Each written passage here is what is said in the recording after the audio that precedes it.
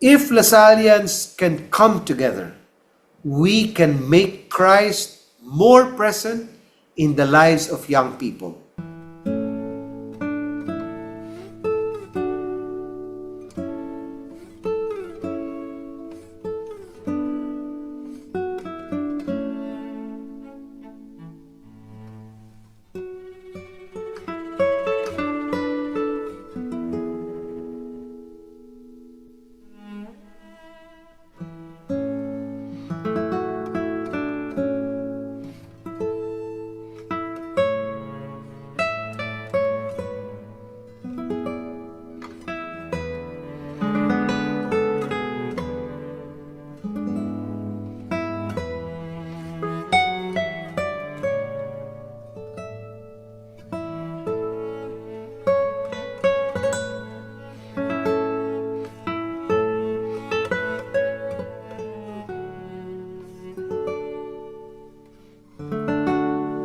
Hello, everyone. My name is Giovanni Toffer from Lasallitas in the World.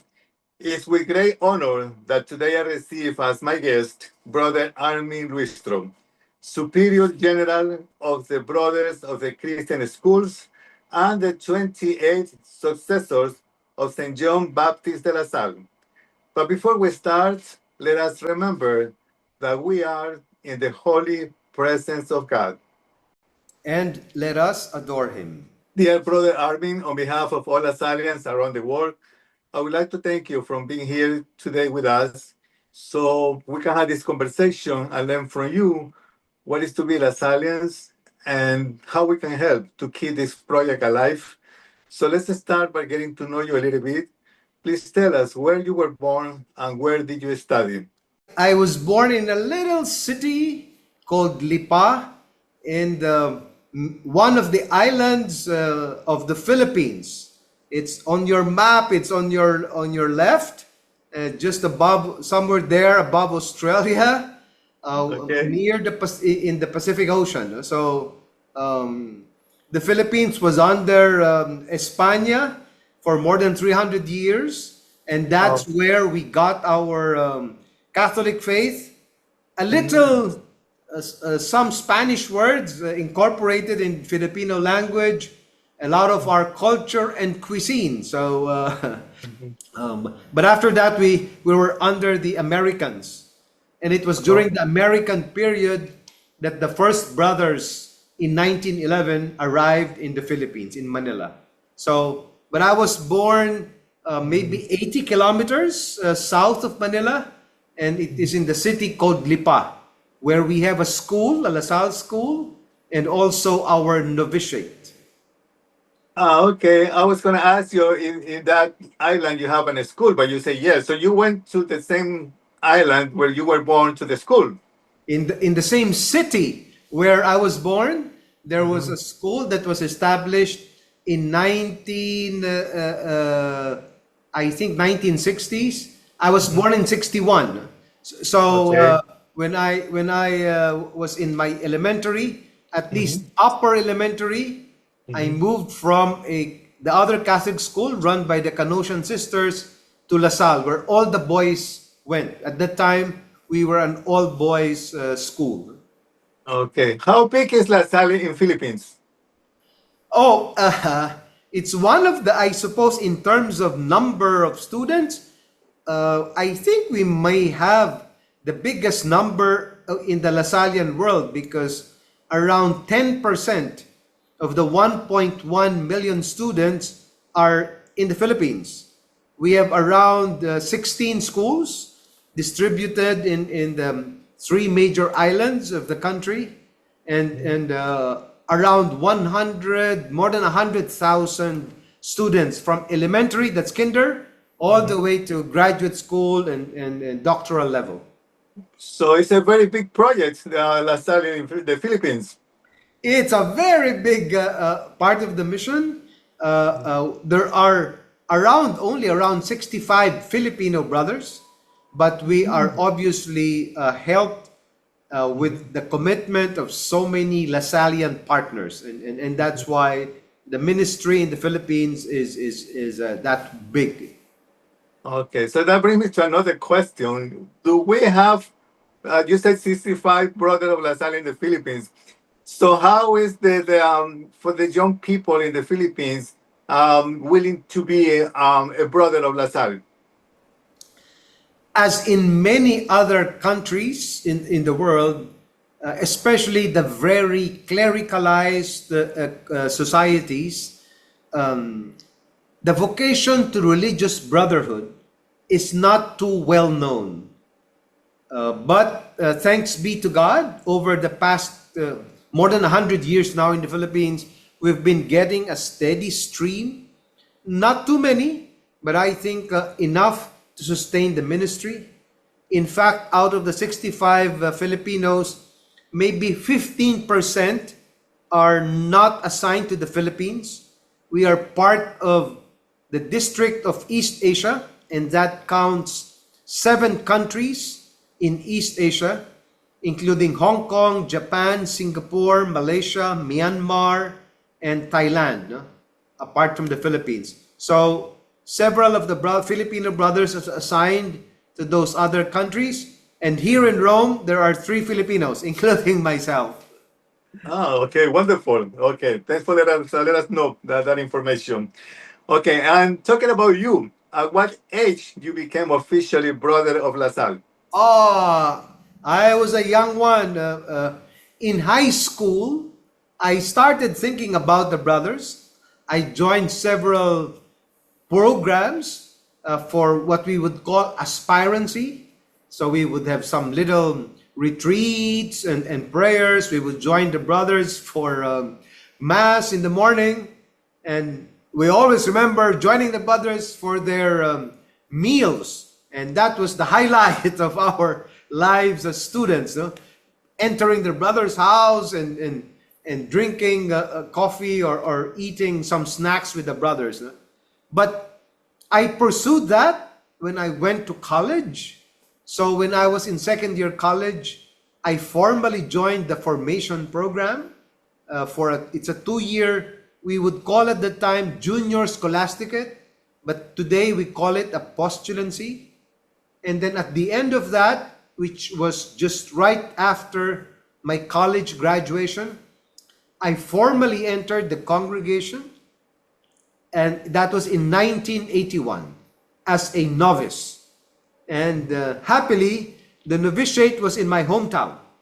But you know, the novitiate, we are cut off from the rest of the world. So I was right there in my hometown, but we were not allowed to go out too often. We were kind of inside the novitiate compound for our formation program. Oh, okay, good memories, huh?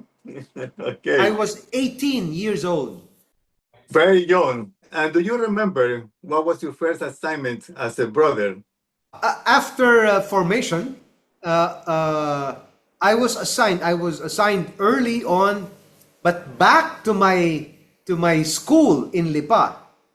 It so happened that during that summer, one of the other young brothers assigned to my school in De La Salle, Lipa, left the congregation. So the brother visitor at the time had to look for someone, and I was in the scholasticate. It was supposed to be a 2-year program, so it was cut short by 1 year, and I was assigned to my same school that I graduated from. It was Okay. both a blessing but also a curse, because it's difficult to be a prophet in your own city. So But not in your case, because at one point you worked for the government in the Philippines, right? yes, it was for around 6 years. I was appointed as the Secretary of Education, the Department of Education. It's like a Minister of Education in other countries, in Latin America. This was under the administration of former President Benigno Aquino Jr., who was president for 6 years. So during his term, I was Secretary of Education, and it was a post that another LaSalle brother also occupied in another administration for 3 years, Brother Andrew Gonzalez. So I was the second LaSalle brother who was appointed to that Department of Education in the Philippines. Okay, so we can say that in the Philippines, the Lasallias brothers are well respected for their knowledge and for their career. I hope so. I'm not sure if all the politicians will agree with you, but as you know, these positions, even the education department, is can be very politicized. No? So we tried to serve as best we could, but we cannot please everyone. But Right, during right. our time, we tried to reform the education system in the Philippines, and that was one of our major projects. Okay, okay, sounds good. So you had this big opportunity anyway, that to serve your country from another level. It was I always say it is the best 6 years of my life because I was a De La Salle brother. I had the golden opportunity to visit 80 provinces, and I tried to visit the farthest schools, those that cannot be reached through Right. regular communication. I had Okay. sometimes to take a boat, ride a horse, walk for 6 kilometers, but it was the most inspiring moment for me to see the real state of education in my country and how important it is to make sure that we continue to improve our educational system. But it was a very difficult time for me too, because as you know, we had to work with politicians. They had other motivations, many other targets, but we tried our best during those 6 years. Wonderful. And when you were appointed to superior brother, and how the selection works, that's something that we like to know. It's something like it's a voting system, like when we elect the Pope, or something different. And who's allowed to vote? It's something like the conclave. Every 7 years, there is a general chapter. With the conclave, it happens only when a pope dies. But for us, since our appointment, our as superior general, it has a term of 7 years. And at the end of the term of my predecessor, that was in May 2022, there was a convocation of the general chapter. A general chapter is represented by brothers from the districts. There are 30 districts, and there is a system of identifying how many representatives, two or one from each district, come to Rome, and then together with the official other delegates, the general chapter, the general council, etc. There are around 70 we would call capitulants, and they are the voting members of the general chapter. So part of the general chapter is really to discuss what is happening, and then in the middle of it, we discern together who would be the best leader to address the challenges ahead in the next 7 years. So that comes in the context of a retreat. We try to listen attentively to each other. We bring it up in prayer, and then like the conclave, each of us, we have this little sheet of paper, and then we say, before Jesus Christ as my witness, I write down here the name of the brother whom I think will be best able to serve the congregation, etc., etc. So we write it down secretly, and then we approach each brother. Elector is called, and then in a prayerful session, we put each of these little sheets on this plate, no? And that's Okay. counted, and then we go through several rounds. There are no black or white smoke, because it's just among Okay. us. And then after several rounds, then you see the names getting smaller and smaller, and then you end up with just 3 names And then Okay. I was one of the three names that was left, and then the brother, we were asked to leave the room, and then the others in the room discuss about it in confidence, and then after that another vote is taken, and it was on that vote that my name surfaced. So it was one of the most surreal moments in my life, because I don't think anyone can be prepared for that moment. But you said it has a term limit of 7 years. There is Yes, any, if there is any chance for re-election, or once you finish one term, that's it, you are done. in our rule, yes, 7 years with one re-election possible. Okay. But I have been telling the brothers I'm not open for a re-election. But that's up to the brothers. I think you should be, and I should you be. Ah, I think you will serve another term of 7 years. well, if you had my job and you know how difficult it is, you will not say that even to your close friend. We're gonna talk about that. Okay. But for now, please let us know what it means to you to be the first Filipino successor of St. John Baptist de la Salle. And now we're gonna talk about what are the responsibilities and challenges that you also get with this position. In the first place, after election, and this happened so fast, no, because after my name surfaced, brother Bob Sheeler, who was the current superior general, stood up. He walked around. He stopped at the aisle beside my seat, and then the brother beside me told me, stand up, stand up." So I didn't know. There's no practice for these things.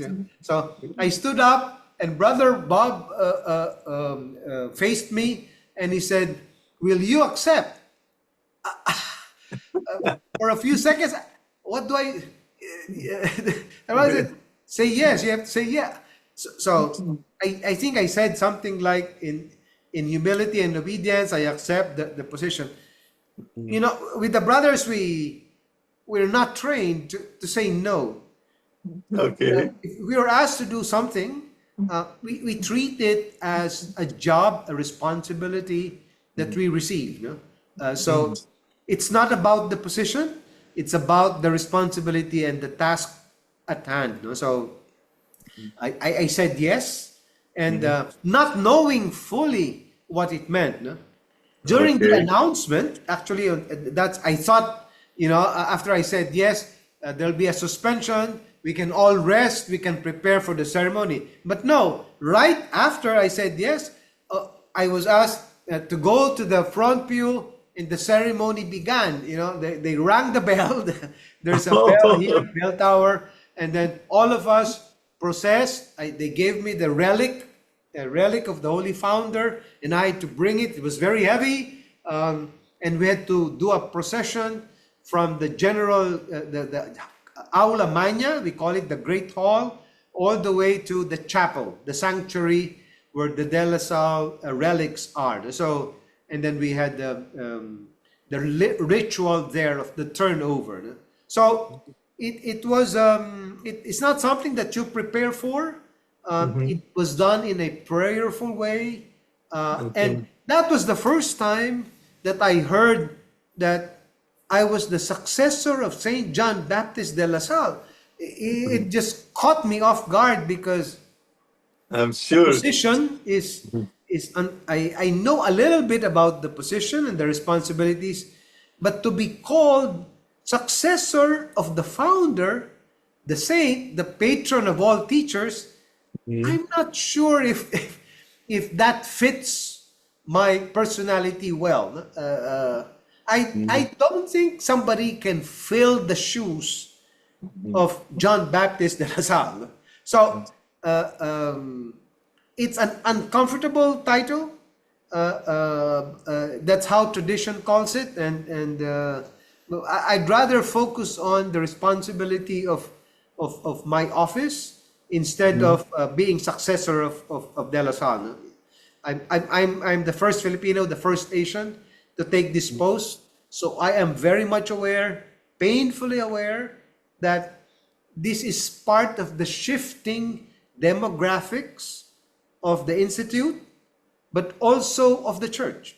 As you know, when you are here in Rome, you see so many Africans, so many from Asia, also among the religious who walk around here.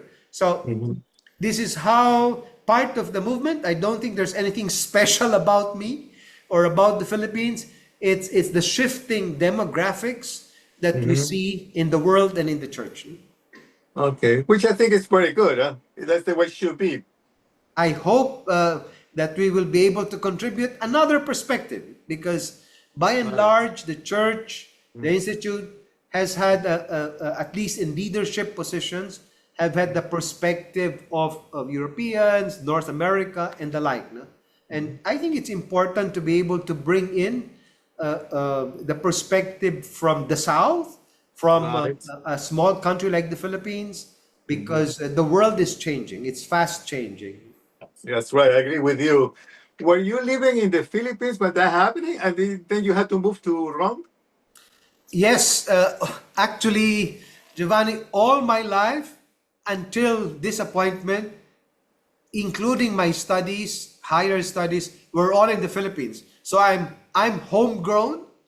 I only speak my native Filipino language and English, which is our second language. Part of my limitation, and I carry that as a burden, is I am unable to speak fluently in Spanish, French, and the other major languages, including Italian, of the Institute. So it's one limitation that I have in this position. Okay, but I'm sure you will learn some Italian once you're there in Rome. Well, our prayers here and all our masses in the morning is in Italian. So I have managed I took a few classes in Italian, and the prayers I'm familiar with. There are a lot of Spanish words. There are a lot of Filipino words borrowed from Spanish also in our national language. So I get by, and I tell people I am sure God understands my Italian. So I'm able to pray well in the morning and That's good. hear mass. That's wonderful. Okay, the building where you are now, this headquarters of La Salida that is in Rome, is this a building close to the Vatican? Oh, it's an ideal place because it's not in the Vatican, it's in the suburbs, but we're only around 2.6 kilometers from St. Peter's. And if you walk around 3.5 kilometers, so in 45 minutes, St. Peter's is a walkable distance. But the other Okay. wonderful asset of our location is just a block away in Cornelia, there is a metro station. So that line brings you to the other parts of the city, and it's very, very convenient, including many other bus lines. That our place is very, very accessible, and we have a beautiful place here with a very green, because we have a wonderful garden around our Casa Generalicia. And it was created under the same concept as the Vatican? Because you are the head of the Christian schools. It was in France first, and then it was moved to Rome, right? Yes, there was a time after the concordat between the Vatican as a state and Italy. The Holy Father called and encouraged religious congregations to transfer their headquarters in Rome. And that's Okay. to facilitate the communion with the church. No? So it also happened around the time right after the brothers had to flee during the French Revolution, and then we had to secretly transfer the relics of the founder actually from France to Belgium. And then eventually, when the generalate was established here in Rome, then we transferred the relics of the founder from Belgium all the way to Rome. And that's why the relics here was transferred from Belgium. and that was the time when the santuario was renamed Santuario de la Sal, and that's the permanent site now for the relics of the Holy Founder. Ah, okay, good to know. Thank you so much for that information. And also, this La Casa Generalicia has rooms to rent, like a hotel, for some people who would like to visit not only the school but to visit the city or the Vatican. Oh, certainly. And is there a space available for rent? So it not just let's give Well, this information for people who yes, maybe planning to travel to Italy and they don't know. certainly, especially now, which is the Holy Year. Mhm. There are many pilgrims who come. The house was used to be a formation house for brothers. There used to Oh, be an okay. international second novitiate here. So it used to house around 200 brothers at one point. Early on, many decades ago. No? But many of our operations have been scaled down. Even our central community and the general council, we're now down to around 25 brothers. So many of the operations now can be done online, so you don't have to be Right. physically Mhm. stationed in Rome. Some of our offices Mhm. are based in the regions. So from 200 brothers, we just need around 25 or 30 rooms. So we are not officially a hotel, no? But in Rome they call it a casa per ferie. It's like a day hotel, as a special concession for religious communities with accommodations like Mhm. this. But unofficially we call it Casa La Sal. Oh, And okay.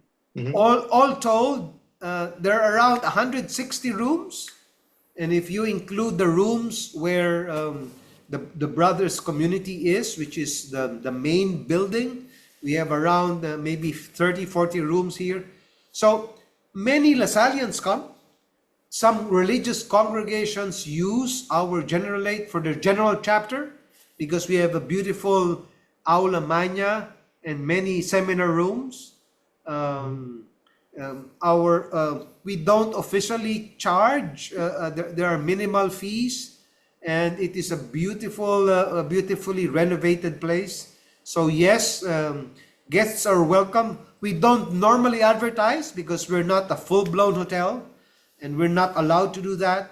But Mhm. we can have guests. We have many Lasallians who pass through our accommodations, and they're Oh, very happy to be here and to visit the relics of our holy founder.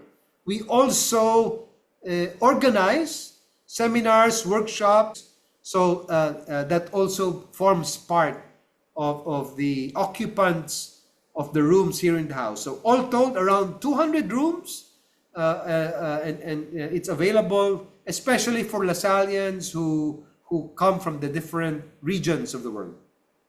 You're okay, welcome okay. to Mhm. visit here, Giovanni, sometime. Thank you very much. I really appreciate it. Live from Roma.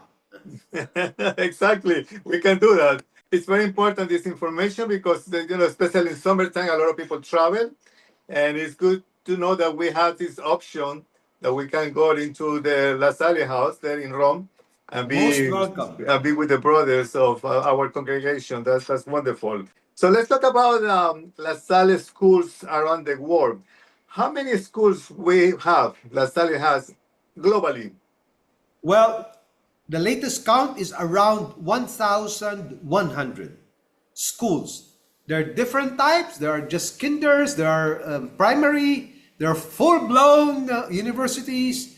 Some are non-formal, so we call them centers, especially those that are for adult education, literacy, numeracy.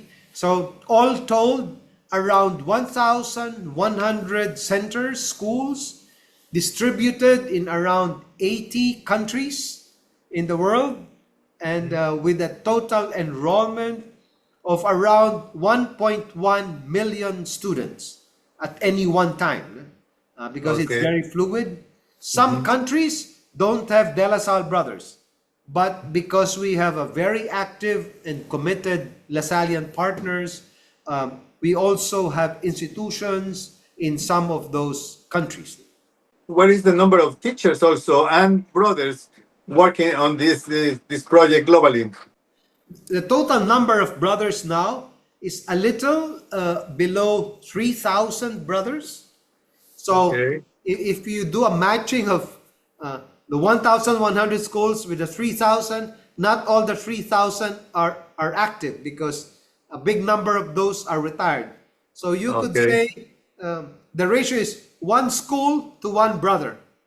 Oh, But okay. the, the, the, the happy development over the last 4 or 5 decades Mhm. is we have grown with the formation program, leadership training workshops, with so many Lasallian teachers, leaders, partners. No? So all told, there are around more than 100,000 Lasallian teachers, staff, and partners. Mm. A significant number of those have public consecration. They make a promise, like the brothers, publicly as a group. So we have Signum Fidei, we have the fraternities in France, we have the Asociados in Spain, and many other forms of Lasallian commitment. But if you put all the teachers, associates, and partners together, they are lay people, married, single. There are a few priests and sisters. That would be around 100,000. Are there any schools that have been closed or new ones that are opening in some countries? There are some schools that had to close, but most of those are because the enrollment, the demographics in that country or that area has changed radically. So, for example, here in Italy, several schools, not just LaSalle schools, Catholic schools, are closing because the number of births in the country, the birth growth, is not much. In fact, I think it's close to zero, or even below zero. So there are not as many students going to school. But our actual number of schools and number of students, when I track our data the past few years, has been steadily going up. No?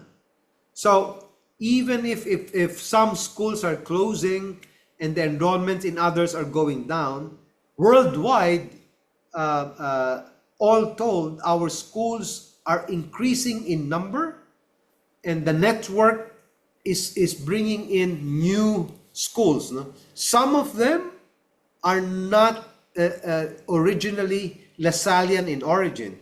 So, for example, in the founder's country, home country of France, they have created a network of schools, and some Catholic schools run by other congregations of religious and sisters. When they don't have enough members anymore, some of them choose to join the Lasallian network.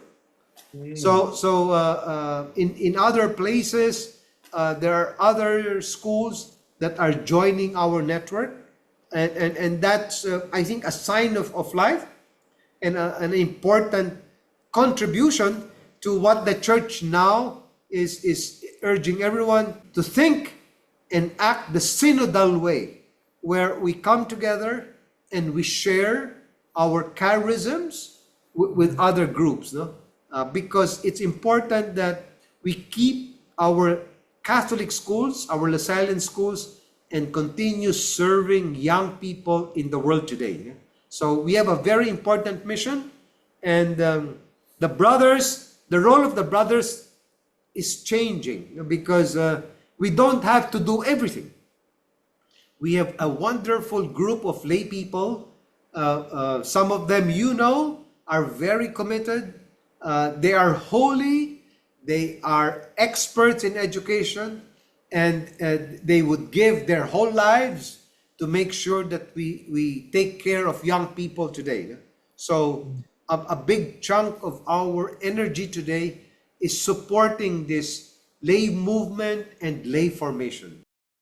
Okay, those are great news. Very, very good news. Yeah. Now let's talk about free schools. La Salle is also well known for having schools for poor children. There are families who can afford to pay a regular tuition. So these schools offer that kind of help, either with free tuition or at least at low cost. How many of these schools La Salle has globally? This is a little more difficult and complex to count because, first of all, our real mission in the heart of the Lasallian mission is to serve the children of the working class and the poor. So even in schools that have to charge tuition, and sometimes because the salaries of teachers are not supported by government, you have to be just to your teachers. You have to give them a good living wage, respectable, so they can live a respectable life. For brothers, we don't need a salary because if you give me coffee and bread, I will survive. But if you are married, you have a family, you have two children, it is not fair for a school to ask you to teach and then not give you a good, respectable living wage. So when governments, some governments in Latin America support private schools in this regard. So you don't have to charge a high tuition. But in other countries and economies, the only way for a school to survive, a private school, is to charge tuition. Then that becomes a challenge because our vow is to continue to serve and make quality education accessible. So even in those schools, for example, in the Philippines, our high charging schools, we have made a commitment that 25%, 20 to 25% of the students will need to be on full scholarship. So you may have a school that's charging, but you have a big chunk, 1/5 of the population that gets a scholarship, a full scholarship, for example. So the brothers and the Lasallian partners will have to be creative. If you cannot get a support from government, what are other fundraising avenues where you could make your school, if it is a paying school, accessible to others? No? So, in fact, this is the main target of the general chapter 3 years ago, that we need to keep these schools sustainable. So we are building up a big fund. We call it a One LaSalle Fund, so that the poorer schools who do not receive subsidy from government or from big agencies can continue to be supported, no? by the institute itself. No? So how many schools are serving the poor? There are different levels.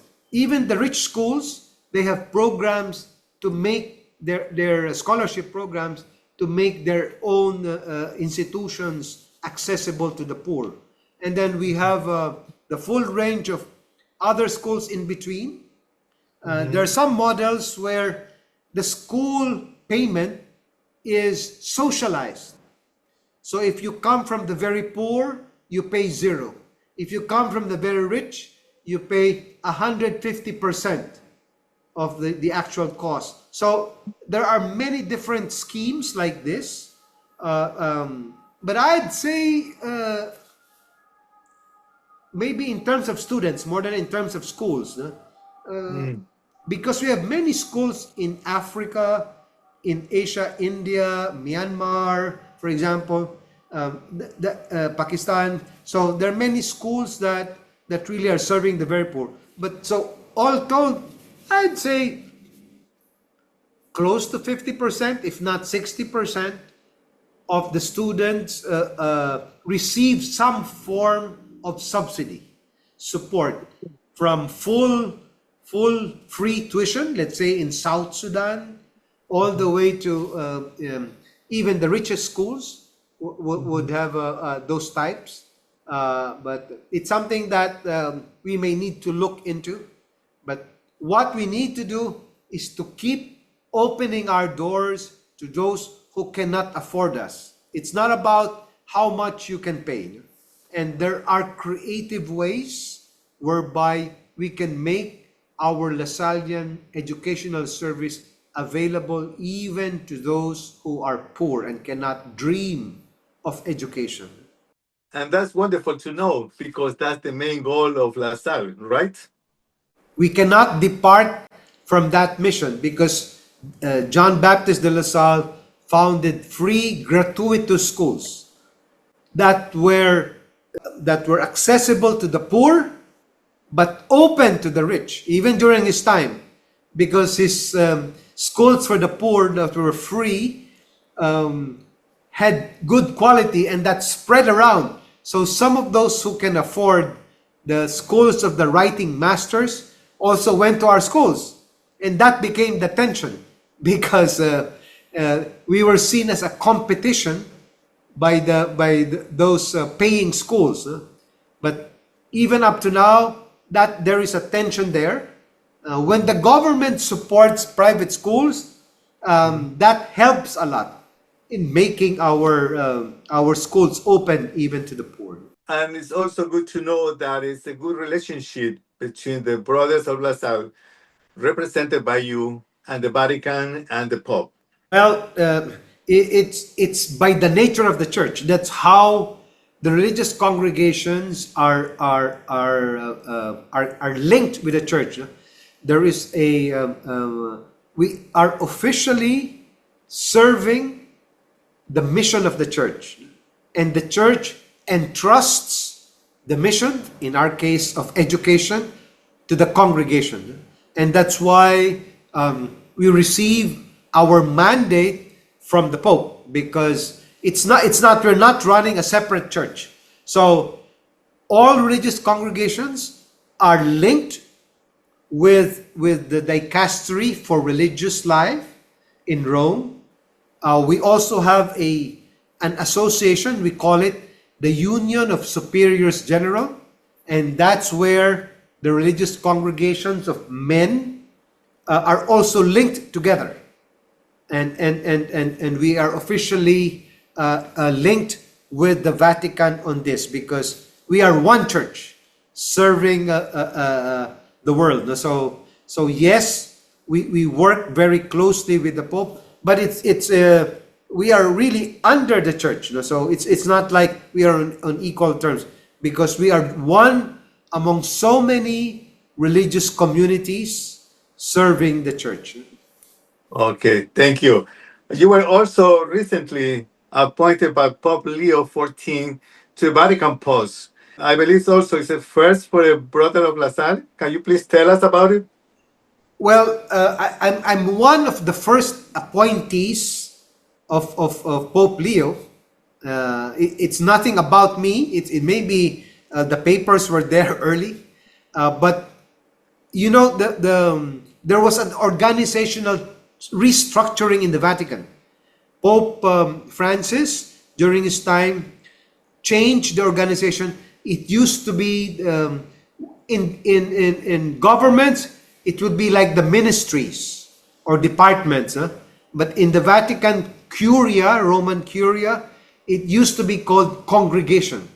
Congregation of the faith, congregation for propaganda fide, etc. But Pope Francis restructured that so that it now is called a dicastery, dicasterio. And I think one of the major changes is that some of the dicasteries do not need to be occupied by a cardinal. The dicastery for religious and societies of apostolic life is now actually headed by a woman, by a nun, and she was appointed actually by Pope Francis, one of the last appointments. No? So in that restructuring, which reached the term of Pope Leo, then he had to appoint new members of the what you may call maybe the equivalent would be like a board or a board of governance of the dicastery or board of advisors, something like that. So I am one of 19 members of the dicastery for religious, only for religious, and many of the members, the other members, are cardinals, archbishops, and then there are religious superiors generals also from other congregations. I happen to be the only brother because the others are sisters and some priests. So it is a very recent appointment. We have not yet met, so it's a very new appointment, and maybe after September we will be called for our first meeting. Dear Brother Armin, it was a real pleasure having this conversation with you today. But before we leave, I would like to ask you, what message would you like to give to the LaSalle family around the world? Brothers, teachers, students, and former students. I'm very happy to be part of this Lasallistas en el Mundo, a program of Giovanni and the different LaSalle schools based in Ecuador, but now trying to reach out to the different parts of the world. It is a very engaging time for us because we need to recognize that we may be in 80 countries, but we really are one LaSalle. We may be in 1,100 different schools and institutions, but actually, if we dream of coming together, we will be serving the church and we will be serving humanity even better as one LaSalle. There are so many young people who are hungry for accompaniment, so many young people who need our educational services. All LaSallians are called, we are all invited to come together, work together and by association so that we could continue, we could even expand. I am thinking of young people in South Sudan. I'm thinking of the school in Gaza that was closed. I'm thinking of the challenges in the Ukraine and so many other parts of the world where education has become so distant from the reality and the access of young people. If Lasallians can come together, we can make Christ more present in the lives of young people. I ask you, my dear Lasallians, wherever you are in the world, to first pray that we may be united in heart and in spirit, so that we can become better instruments of God's grace to young people today. Let us allow ourselves to be used by the Lord for His purposes. That is the only way we can truly say, Jesus lives in my heart. Thank you very much, and I hope to be able to see you and work with you in the years to come. Thank you so much. I really appreciate it. And thanks for that message as well. And I would like you to know also that your time is very much appreciated. So once again, thank you very much. Muchas gracias, Giovanni. Grazie mille. I am waiting for you to have your first live session here in Roma very soon. For sure, we will do that. Thank you very much. Live Jesus in our hearts. Forever. Animo Lasal.